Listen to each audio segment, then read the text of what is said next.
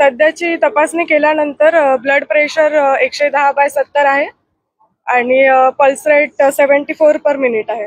त्याच्यानंतर SpO2 95% आहे.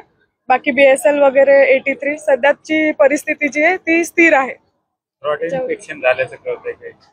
Throat infection त्यांना विचारल्यास ते बोलले की सध्या तर काही वाटत नाही म्हणून. बाकीचे आमचे जे ऑथॉरिटी बाकीचे लोक येतील ते बघून अजून काही आहे ते कळवतील.